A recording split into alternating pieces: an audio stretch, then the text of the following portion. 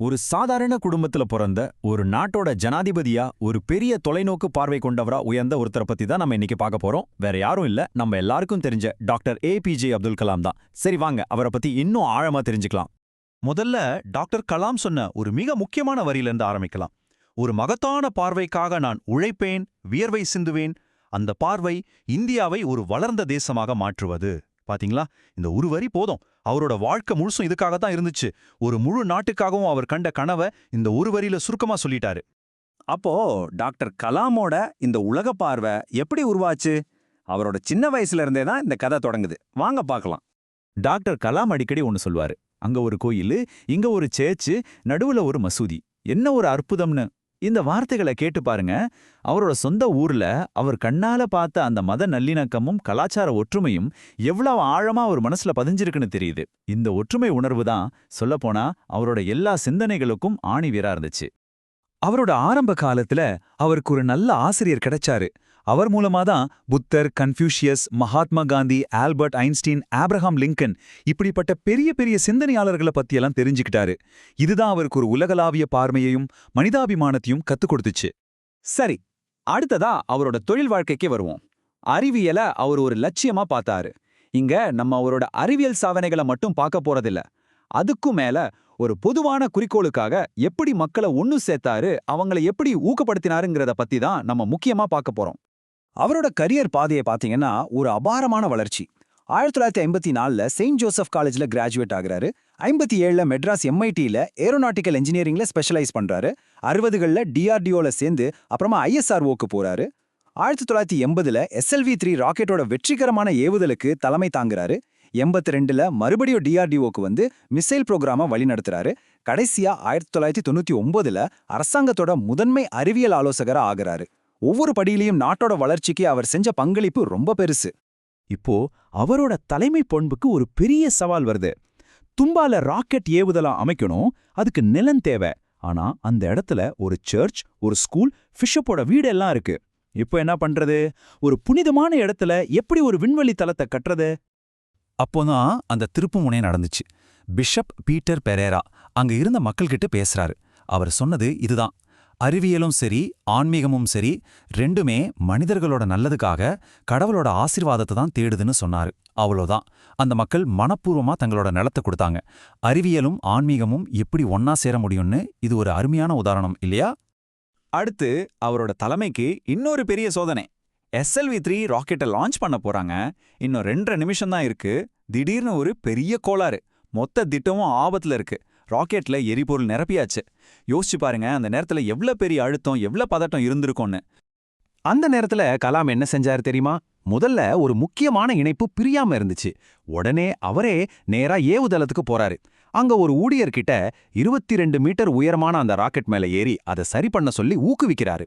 அந்த ஊழியரும் அதை செய்றாரு. அந்த இணைப்பு கையாலேயே அகற்றப்படுது. மொத்த திட்டமும் காப்பாற்றப்படுது. இதுல இருந்து என்ன தெரியுது? அவரோட குழு மேலையும் தொழில்நுட்பம் மேலையும் அவருக்கு இருந்த நம்பிக்கை. ஆபத்துனா தானும் கூட நிக்கணுங்கிற மனப்பான்மை. இதுதான் ஒரு உண்மையான தலைவரோட அடையாளம். இதுவரைக்கும் ஒரு திட்டத் தலைவரா அவரோட பங்க பார்த்தோம். இப்போ ஒரு தேசத்துக்கான தொலைநோக்கு பார்வை கொண்டவரா அவர் எப்படி மாறினாருன்னு பார்க்கலாம்.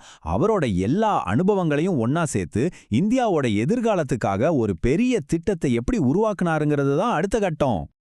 அப்போ இந்தியா விஷன் 2020னா என்ன? அது 2020ஆம் வருஷத்துக்குள்ள இந்தியாவை ஒரு வளமான, பாதுகாப்பான, வளர்ந்த நாடா மாத்தணும்னு டாக்டர் கலாம் கொண்டு வந்த ஒரு விரிவான திட்டம். இது அவரோட அறிவுசார் மரபுல ஒரு முக்கியமான அங்கம். இது வெறும் கனவு மட்டும் இல்ல, இது ஒரு தெளிவான செயல் திட்டம். அவர் சொன்ன கருத்துக்கள் சும்மா காக்குல போயிடல. 2002ல வந்த ஒரு அரசாங்க அறிக்கையே டாக்டர் கலாமோட இந்தியா 2020 புத்தகத்துல இருந்து நிறைய விஷயங்களை எடுத்துக்கிட்டதா ஒத்துக்கிட்டுது.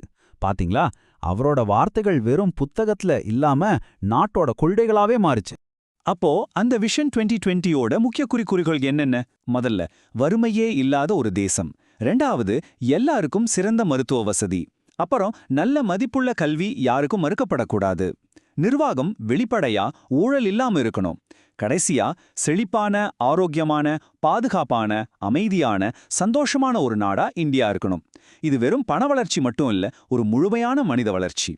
சரி, இதுக்கப்புறம் தான் அவர் மக்கள் ஜனாதிபதி ஆகுறாரு. 1 பில்லியன் மனங்களை தட்டி எழுப்பணும்னு கிளம்புறாரு. அவரோட ஜனாதிபதி காலத்துல அவர் செஞ்ச விஷயங்கள் ரொம்பவே வித்தியாசமானதா இருந்துச்சு. குறிப்பா இளைஞர்கள் கூட நேரடியா பேசணுங்கிறது அவரோட லட்சியமா இருந்துச்சு. இந்த நம்பரை பாருங்க, 1,50,000. ஜனாதிபதியான முதல் 10 மாசத்துல மட்டும் அவர் இத்தனை மாணவர்களை சந்திச்சிருக்காரு. அவரோட இலக்கையே தாண்டி. இதிலிருந்தே தெரியுது இளைஞர்கள் மேல அவருக்கு எவ்ளோ பெரிய நம்பிக்கை இருந்துச்சுன்னு. அவர் லட்சக்கணக்கான மாணவர்களுக்கு ஒரு மந்திரத்தையே சொல்லிக் கொடுத்தாரு. அது என்னன்னா, முதல்ல கற்றல். கற்றல் படைப்பாற்றலை தரும். படைப்பாற்றல் சிந்தனைக்கு வழிவகுக்கும். சிந்தனை அறிவை கொடுக்கும். அறிவு உங்களை சிறந்தவராக்கும்.